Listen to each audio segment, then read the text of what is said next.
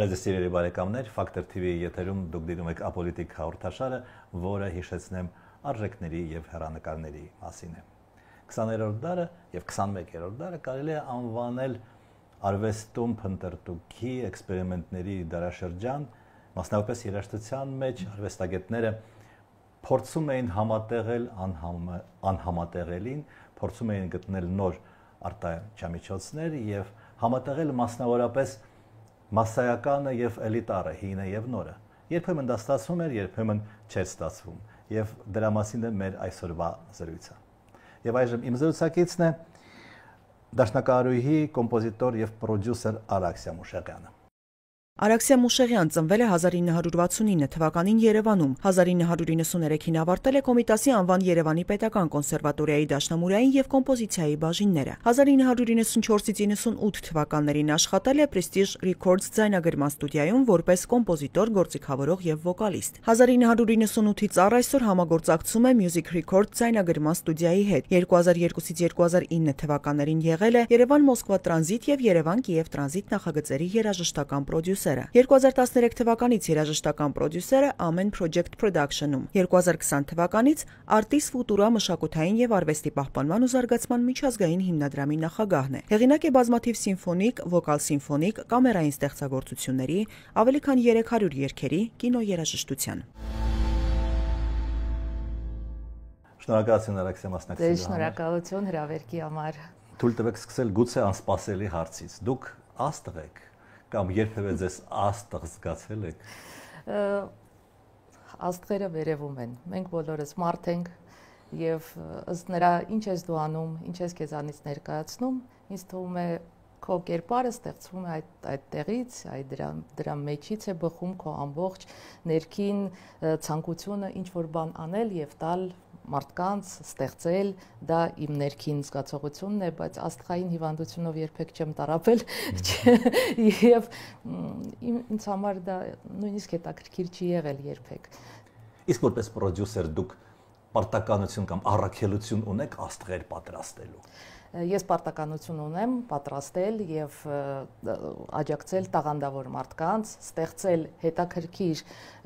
երաժշտական պրոդուկտներ, այսպես ասած, այսօրվա օրվա, բայց ոչ թե աստղ։ Աստղը դա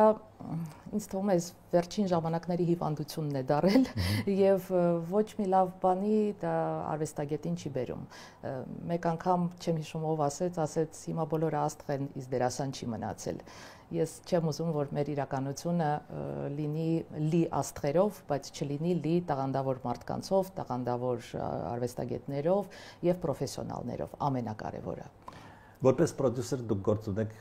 երգիչների հետ նաեւ, հա։ Ես նկատել եմ հատկապես էստրադային փոփ երաժշտության մեջ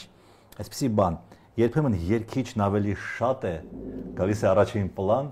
քան հեղինակը, քան կոմպոզիտորը։ Հասկանալի է, չէ՞, ինչի մասին եմ ասում։ Ես լավ հիշում եմ, որ Միքայել Տարիվերդիևը, մեր հրաշալի ուրեմն կոմպոզիտորը, խնդրել էր Ալլա Պուգաչովային չկատարել բեմից իր ստեղծագործությունները, չնայած ոչ ոք Պուգաչովայի տաղանդի մեջ չէր կասկածում, բայց այնուամենայնիվ հասկանալի է, չէ՞, որ չնայած Պուգաչովան տաղանդ է, նա բերում է իրեն առաջին պլան եւ այդ երաժշտությունը, որը կոմպոզիտորը գրել էր, չի հնչում այդպես։ Դուք ունեք այդ խնդրեմը որպես պրոդյուսեր։ Գիտեք, ես ավելի խորքային եմ մոտենում այս հարցին, նույն բանը ոչ փոփ երաժշտության մեջ կա եւ կլասիկ երաժշտության մեջ շատ հաճախ բեմ է դուրս գալի դերասան, որը արտիստ, որը իրեն է ցույց տալիս, այլ չի բացահայտում այն խորքային իմաստները, ինչ կոմպոզիտորը դրել է այդ երաժշտության մեջ։ Նույնը նաև կատարվում է իհարկե պոպ ժանրում։ Պոպ ժանրում ուղղակի ավելի տեսանելի է, երևի ավելի դա աչքի է ընկնում, որովհետև դա մասսայական երաժշտություն է, բայց ինձ համար ամենակարևորն է, թե ինչ է կատարում եւ ինչ է ուզում ասել կամ ընդհանրապես ոչինչ չի ասում այս դերասանը բեմից, որովհետև մարդկանց դու չես կարող խաբես, դու կարող ես իհարկե ժամանակավոր ինչ-որ այդ աստղային վիճակին Ռուսերեն ասում խայփ։ Խայփ, այո, բայց դա շատ ժամանակավոր բաներ են, իսկ եթե դու դերասան ես, որը ուզում ես երկար ճանապարհ անցնես, դու պետք է հիմնվես բարձր պրոֆեսիոնալիզմի վրա եւ ասելիք ունենաս եւ ամենակարևորը երբ դու գործ ունես ինչ որ ստեղծագործության հետ դու պետք է այն ստեղծագործության իմաստը ինչ դրել են դրա մեջ գրողները հանես եւ պատմես քո հանդիսատեսին դա է կարևորը իսկ որպես կոմպոզիտոր որպես հեղինակ առնչվել եք լսել եք ինչ որ մի կատարում ձեր ստեղծագործություն ասացիք վայ դա ես չեմ գրել ոնց որ Չէ, երևի չի եղել, ուղղակի եղել է կատարումներ, որ ավելի դուր է եկել կամ դուր չի եկել, բայց այդպես որ ասեմ, որ այսինչ խայտարակություն է, չէ, այդպես չի եղել։ Ես նախընտրում եմ աշխատել, երբ որ ես գրում եմ երաժշտությունը, առաջին կատարողների հետ նախընտրում եմ աշխատել։ Երբ որ դու աշխատում ես, դու փորձում ես ինչ որ ուղեցույցներ տալ, ինչ ես դու մտածել, ինչ է քո մեջ եղել, երբ դու դա գրել ես, ինչ իմաստ ես դրա մեջ դրել։ Եվ ես մեծ հաճույքով լսում եմ ինչ է ասում կատարողը, որովհետև նա շատ հաճախ տեսնում է ինչ որ բաներ, ինչ որ իմ մտքով նույնիսկ չի անցել, որովհետև երաժշտությունը երբ գալիս է, նա գալիս է, դու չես մտածում դրա մասին, նա եկել է։ Եվ նրանք տեսնում են շատ հաճախ ավելի հետաքրքիր եւ բացահայտում են ինչ որ բաներ, ինչ որ ես կարող եմ պատահի տեսած չլինեմ։ Երբ այլազգին երգում է հայկական երգ, ինչի վրա հիմնված է Երևան-Մոսկվա տրանզիտ օրինակ, հա, նախագիծը, նա կարող է հավատարիմ մնալ բնագրին, հաշվի առնելով, որ լեզվամտածողությունը եւ հնչյունաբանությունը այնուամենայնիվ նրա ուրիշ է։ Երևան տրանզիտի ժամանակ շատ հետաքրքիր իմ համար բացահայտումներ կային։ Ես հասկացա մեկ բան, երբ Երևան տրանզիտի ժամանակ երգում էին եւ հայ երգիչները եւ ուրիշ ազգի երգիչներ։ Եվ երբ մեր երաժշտությանը անդրադառնում էին ուրիշ ազգի երաժիշտները, շատ հետաքրքիր էր ավելի ինձ համար ստացվում, որովհետև նրանց ականջը այդքան լսած չէր այդ երգերը։ Մեր երգիչները երբ որ երգում են, նրանք ունեն երևի մի 100 հատ մինչև այդ լսած կատարումներ, որոնք ուզես թե չուզես ինչ որ նստվածք են թողում եւ նրանք իրենց ձևով ինչ որ շաբլոն է, ինչ որ բաներ իրենք նույնիսկ հայերեն չգիտեմ այդ բառը подсознательно, հա, ենթագիտակցաբար անում են այդ բաները։ Եվ քանի որ մեկ անգամվանից մյուսը կրկնողություն է ստացվում, մենք ավելի լավ կամ ավելի վատ դրա ինչ որ տեսակն ենք լսում։ Իսկ երբ սկսեցին կատարել ուրիշ ազգի երգիչները, նրանք շատ հետաքրքիր ձևով, ես նրանց ցույց էի տալիս մաքուր երաժշտությունը, այսինքն ոչ մի մելիզմ, ոչ մի իմ կողմից դրված, հա, ստիլիստիկական ինչ որ բաներ։ Նրանք լսում էին մաքուր մեղեդի եւ այդ մեղեդին իրենց ձևով երգում էին։ Քանի որ լեզու կար մեջտեղը, լեզուն թելադրում էր շատ բաներ եւ լեզվից ելնելով նրանք իրենց համար անում էին շատ բաներ, ինչ որ չեն անում իրենց երաժշտության մեջ։ Եվ այդ միքսը շատ հետաքրքիր եւ ինձ թվում է դրանում էր երևի ամենամեծ հետաքրքրությունը այդ պրոյեկտի նկատմամբ, որովհետև մենք նորովին լսեցինք, նոր ձևով լսեցինք այդ երաժշտությունը։ Կոնսերվատորիայում գիտեք, վոկալիստները, երգիչները իտալերեն պարտադիր անցնում, որպեսզի կարողանան օպերային ռեպերտուարը ներկայացնեն։ Երբեմն ես լսում եմ, որ հայ երգիչը հայերեն երգում է, բայց ես ոչ մի բառ չեմ հասկանում, թե ինչ է երգում։ Այո։ Ընդհանրապես լեզուն շատ հետաքրքիր այդ ֆոնետիկայով, որ օգտվում ես, ինքը շատ հետաքրքիր ձևով վոկալիստի համար բացում է որոշ բաներ։ Նույն մարդը երգում է իտալերեն մեկ ձևով կարող է հնչել, հայերեն ուրիշ ձևով եւ գերմաներեն ուրիշ ձևով։ Այսինքն ամեն լեզու ունի իր հնչողության, հա, ձևը։ Շատ կարեւոր է, որ երբ դու այդ լեզվով, որը քո լեզուն չի, երգում ես, դու ինձ թվում է պետք է մտնես այդ մշակույթի մեջ, մի քիչ հասկանաս այդ մշակույթը, նոր բացվի քո մեջ այն ամենը, ինչ որ դրված է այդ լեզվի մեջ, չէ՞ որ մեր լեզուն դա մեծ այսպիսի ձևավորող ինչ որ բան է եւ մշակույթի եւ մեր գենետիկ ինչ որ բաների ցուցանիշ է, որը մեզ տալիս է ինֆորմացիա, լեզվից է բխում այդ ամբողջը եւ նույնիսկ շատ հաճախ շփվելիս հայերի հետ, որոնք չեն տիրապետում հայերեն լեզուն, դու հասկանում ես, որ շատ բաների մասին խոսում ես, նա նույնիսկ չի հասկանում դու ինչ ես ասում։ Ինքը հասկանում է, ընդհանուր հասկանում է, բայց այդ հայության խորքը չի հասկանում, այո։ Դուք ընդհանրապես հակված եք խառնել, հա, համադրել, զուգորդել տարբեր ժանրեր, ուղղություններ, որոնք առաջին հայացքից գուցե անհամատեղելի են։ Այդ առումով ուզում եմ հարցնել ամեն հայկական crossover օպերայի մասին, դա ընդհանրապես գոհ եք այդ էքսպերիմենտից, եթե դա համանեք էքսպերիմենտ, եւ կցանկանայիք երբևէ նման բան կրկնել։ Եթե ընդհանուր առմամբ ասեմ, ընդհանուր գոհ եմ, որ այսպիսի էքսպերիմենտ դա էքսպերիմենտ չէր, դա ուղղակի երաժշտություն էր, որը ծնվեց եւ ծնվեց այդպիսի ձևաչափի մեջ։ Եթե խոսենք պրոֆեսիոնալ ձևով, իհարկե լիքը բաներ կան, որ պետք է շտկվի, պետք է երբ որ նայում ես, արդեն շատ, քանի որ դա պրեմիերա էր եւ առաջին անգամ ես դու ինչ որ բան ներկայացնում, դու հնարավորություն չունես դա անալիզ անելու։ Ինչ որ YouTube-ով տեսել եմ, դա ուրիշ բան չկա կատարում։ Չէ, կատարումը եղել է այդ պրեմիերան է եղել, ինչ որ հատվածներ կատարվում են տարբեր տեղերում, բայց որպեսզի այդպես մասշտաբային ներկայացում դեռ նորից չի դրվել։ Ինքը շատ ծանր է որպես ներկայացում, այդպես հեշտ չի այդպիսի մեծ ներկայացումը իրականացնել։ Իսկ կրկնել, այսինքն մոտավորապես նման բան կրկնել, թե հերիք է, արդեն չեմ ուզում։ Հերիքի հարց չկա, ինձ թվում է ամեն արվեստով զբաղվող մարդու համար ինչ որ էտապ է գալիս, երբ որ դու արտահայտվում ես այդ ձևով, ինչ որ մի էտապ կարող է գա ուզենամ նորից այդպիսի բան գրել։ Դա այդպես չէ, որ ուղղակի գծում ես եւ որ ոնց որ 5 տարի հետո ես կգրեմ սիմֆոնիա, իսկ 3 տարի հետո այդպես չի։ Եթե դու զբաղվում ես, աճում ես, ամեն քո աճի էտապը բերում է նոր ինչ որ բան։ Երբ որ ես գրեցի ամենը, դա իմ երևի ինչ որ նոր փուլներ եւ ես իրականացրեցի դա այդպես, ինչպես տեսա, ինչպես լսեցի,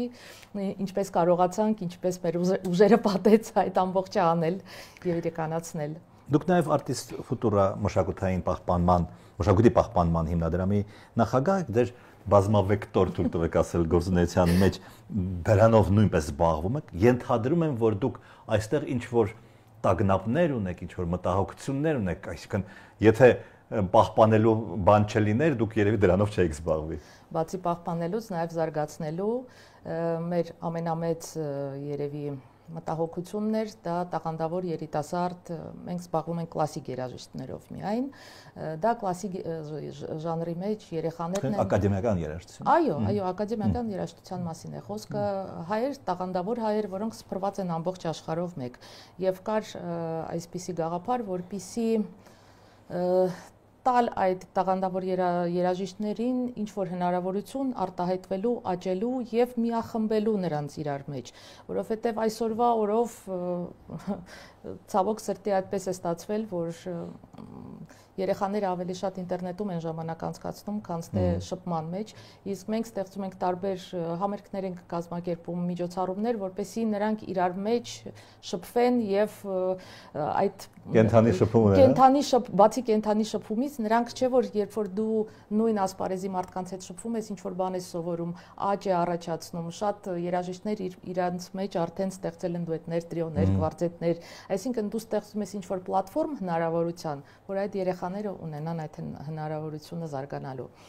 Բացի դրանից մենք զբաղվում ենք տարբեր նախագծեր ունենք, որոնք իսկապես պահպանման համար են։ Անցյալ տարի օրինակ Պուշկինի թանգարանում անցավ մեծ ցուցահանդես Ուրարտոյին նվիրված, որտեղ 7 թանգարաններից հավաքված էին Ուրարտոյի էքսպոնատները, 400-ից ավելի էքսպոնատ էր ներկայացված եւ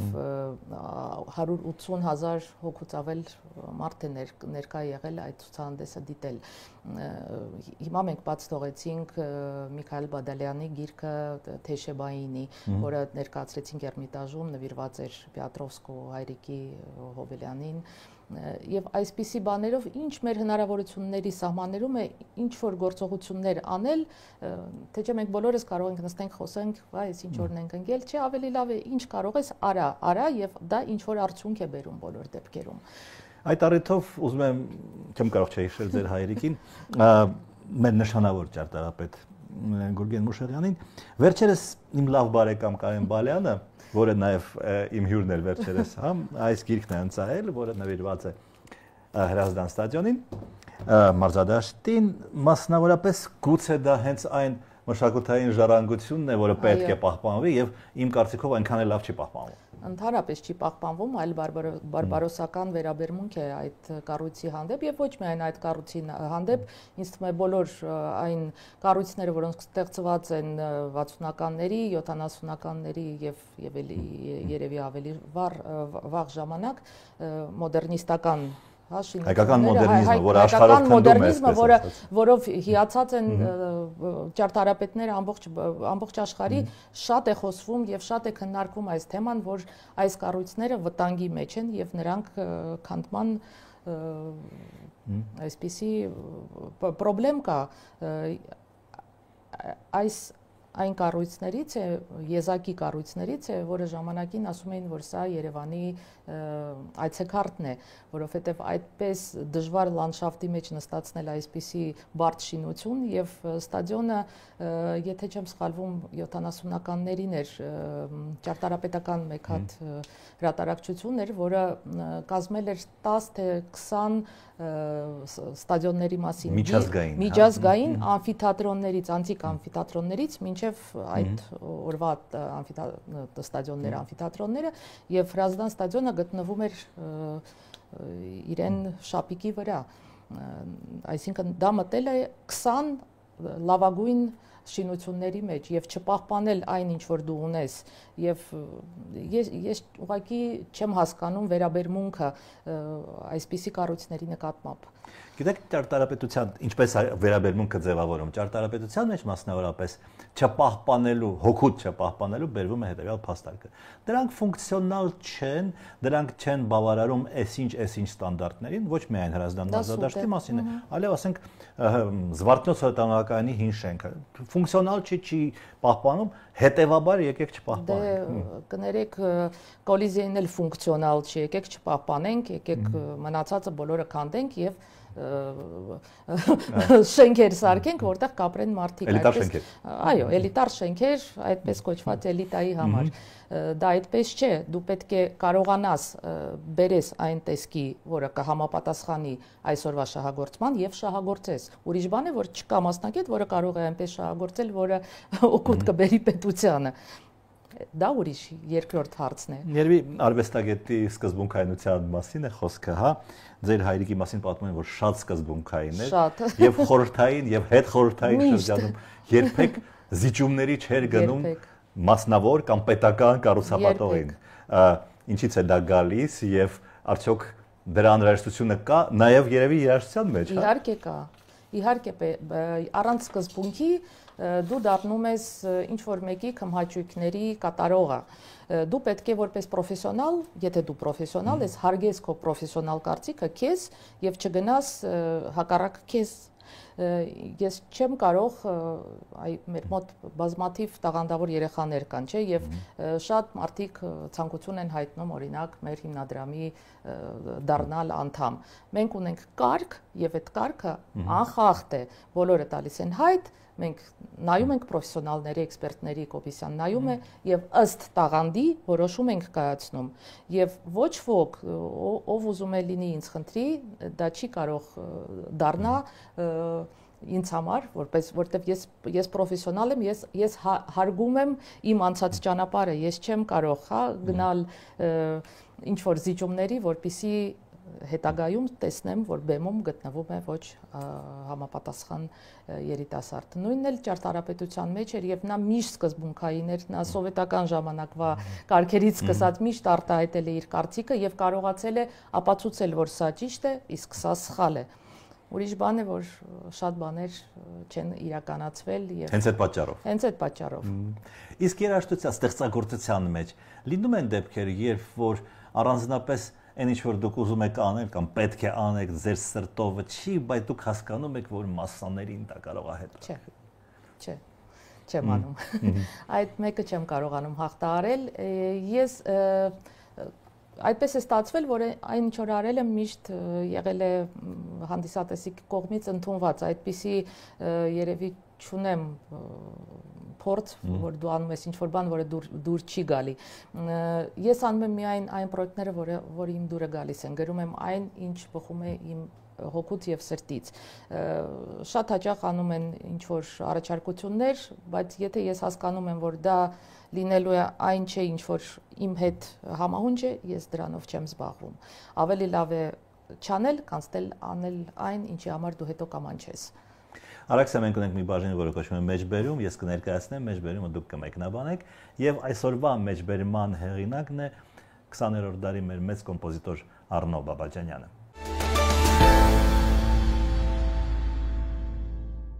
Մեղեդին սրտի էքսպրոմտ է, կյանքի դիտարկումների պաշարը, եւ երբ տպավորությունները տոգորում են քեզ, երբ ուզում ես դրանց մասին պատմել մարդկանց, պետք է նստել դաշնամուրի մոտ։ Նախքան մեջբերմանը անցնելը, ես որքան գիտեմ, դուք շփվել եք, հանդիպել եք Առնո Բաբաջանյանին, երբ որ շատ պատանի եք։ Ես խնդրում եմ երկու բառով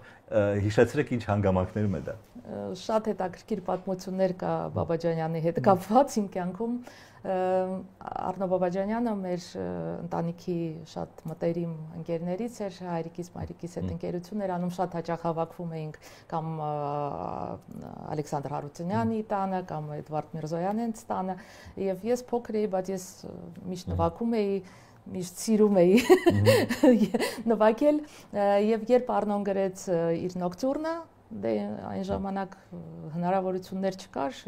ձայնագրությունների, ես լսեցի ուղղակի հեռուստատեսությամբ այդ նոկտուրնը եւ իմ մոտ աբսոլյուտ սլուխ է եւ նույն ձևի ես նվագում էի եւ բոլոր այդ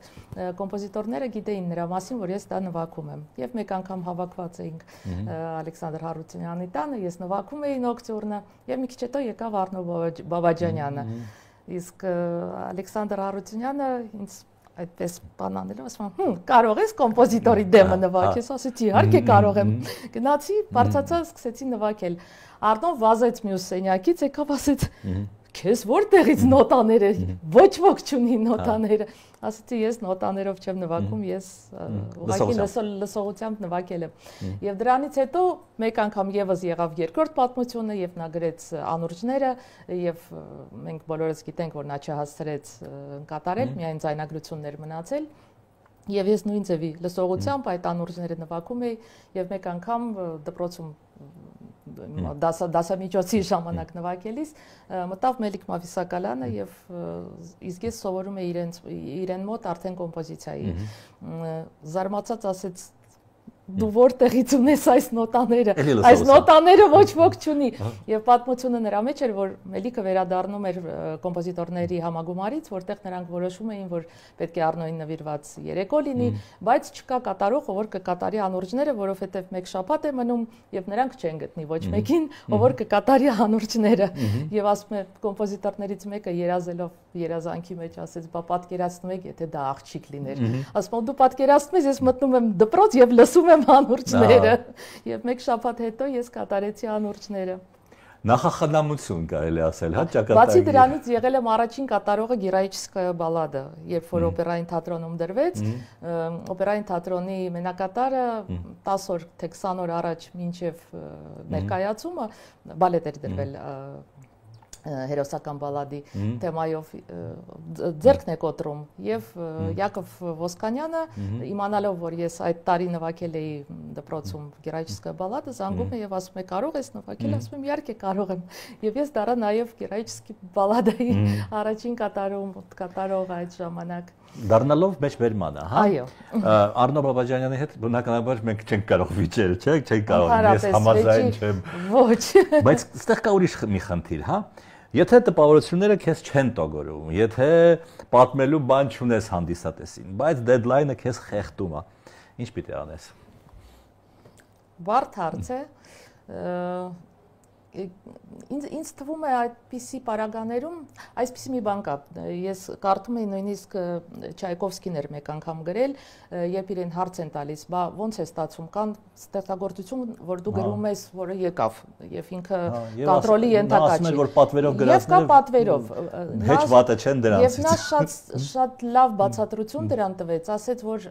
երբ որ դու ստանում ես այդ պատվերը եւ ընդունում ես, եթե դու ընդունեցիր այդ պատվերը, այսինքն այդ միտքը քեզ մոտ է, դու համաձայն ես այդ մտքի հետ։ Այդ միտքը եթե մոտ է, նա արտնացնում է նույն ոգևորությունը, որը հենց այնպես գալիս է։ Եվ ինձ թվում է այդ դեդլայնին վերաբերվող դեդլայնի հարցը չի, եթե այդ միտքը քեզ ոգևորել է, դու մեկ է միևնույն է ստանում ես այդ։ Իսկ եթե չի ոգևորել, ընդհանրապես մերժում ես։ Ընդհանրապես ես մերժում եմ, ես չեմ կարող աշխատել այն ստեղծագործությունների հետ, որոնք ինձ Նաև մեջբերման մեջ կա մեղեդու, հա, անհրաժեշտությունը, հա, կարևորությունը, արդյոք իսկապես անհրաժեշտ է, որովհետև ժամանակակից ակադեմիական եւ ոչ ակադեմիական ժանրերի համար, կարծես թե, ասենք թե ռեփի համար, հա, մեղեդին ոնց որ այդքան էլ կարևոր չի։ Ինձ համար շատ կարևոր է մեղեդին եւ ես համարում եմ, որ երկու բան կա, որը երաժշտությունը անմահ է պահում, դա մեղեդին է եւ հարմոնիան է, որը այդ մեղեդուց անբաժան մաս է։ Այո, այսօրվա շատ ժանրերում մեղեդի այդպիսի կարևորությունը չկա, բայց ինձ թվում է դրանք կարճատև միևնույն է, կարճ կյանք ունեցող երաժշտություն է։ Նույն ռեփը ինքը չի կարող դարերով ապրի։ Դուք երբեք ռեփերի պրոդյուսերություն չեք արել։ Չէ, չեմ արել։ Բայց ինձ թվում է կարող եմ անել, որովհետև դա հետաքրքիր ժանր է, բայց ինքը կարճատև է։ Ռեփը ինքը պատմում է ինչ-որ ակտուալ բաներից, հա, հրապարակախոսությունը, պատմություն, որը այսօրվա օրվա մասին է, դժվար թե մենք ինչ-որ փիլիսոփայական խորը թեմաներով գտնենք ռեպերներ, որոնք այդ թեմաներով մեզ ռեպ կպատմեն։ Դրա համար այդ կարճատև ժամանակի համար երևի դա եւ շատ այսօրվա շատ մասնագետներ կան, մասնագիտություններ կան, որոնք կարճատև են այսօրվա օրվա ես չգիտեմ, այդ բլոգերներ են, ինստագրամշիկներ են, այսօրվա իրականությունն է։ Կարծում եմ, որ այո։ Իսկ լրագրողները մշտական են, իսկ բլոգերները եթե լրագրողը պրոֆեսիոնալ է, այո, իհարկե։ Դա Աստված։ Իսկ մեղեդի գտնելը իմ կարծիքով, ինչպես որ նույն Բաբաջանյանը կամ Օրբելյանը կամ Արթուր Գրիգորյանը գտնում են, դա ավելի բարդ է, քան պարզապես խոսքեր ասել ռիթմի տակ, չէ՞։ Բարդ, չգիտեմ, ինձ թվում է երաժշտությունը ծնվում է ինքն իրեն, ինքը շատ հեշտ է գալիս, եթե դու ոգևորված ես ինչ-որ էմոցիայով, վատ, լավ, կապ չունի, էմոցիոնալ ինչ-որ բան ես ապրում, մեղեդին ինքը գալիս է։ Միշտ երբ հարցնում են ինչպես ես գրում երաժշտություն, ես իսկապես չգիտեմ, ես ուղղակի լսում եմ եւ ինձ թվում է կոմպոզիտորը ոնց որ ռադիոյի ինչ-որ սարք լինի, որը ընդունում է այդ ինֆորմացիան եւ շատ մեծ կարեւորություն ունի դու ինչ միջավայրում ես գտնվում, որ ժամանակահատվածում ես ապրում, չէ որ այդ ամբողջը քո վրա թողնում է այսպիսի հետք եւ դու այդ ժամանակի ոնց որ չգիտեմ արտահայտողն ես ձայն բարձրացնողն ես, բայց ձայնդ բարձրացնում ես մեղեդի միջոցով։ Դա միայն երգին է վերաբերում։ Չէ, ամբողջ երաժշտությանը։ Եթե մեծ ստեղծագործություն է, պարզը մի օրում դուք կանտատա կամ սիմֆոնիա չեք գրի, չէ՞։ Բայց դա միևնույնն է, այդ առաջին բանը երբ որ գալիս է, նա երբ որ երաժշտությունը գալիս է, նա ընդհանուր գալիս է։ Դու լսում ես ընդհանուր գործը։ Ուղղակի պետք է ինչ-որ բաներ գրես, որպեսզի չմոռանաս։ Իսկ հետո երբ որ սկսում ես աշխատել, իհարկե դրա վրա արդեն աշխատանք է տարվում։ Եվ վերադառնալով այս մեղեդի հասկացողությանը երաժշտության, եթե մենք լսում ենք օրինակի համար Բախի երաժշտությունը, հա, այն ժամանակվա արտահայտությունն է։ Նույն Բաբաջանյանին, երբ որ լսում ենք, մենք լսում ենք սովետական միության հոտն ենք առնում։ Դա անբացատրելի է։ Դու չես կարող այսօրվա օրով այդպիսի պայծառ երաժշտություն գրես, ինչպես գրում էր Բաբաջանյանը, որովհետև ժամանակն էր այդպիսին է եւ ինքը արտահայտում էր այդ ժամանակվա այդ վիճակը ինքը արտահայտում էր երաժշտության միջոցով եւ բոլորն էին այդպես անում։ Բոլոր դարերի կոմպոզիտորները։ Մենք ունենք վերջին բաժինը, որը կոչվում է հայացք ապագային։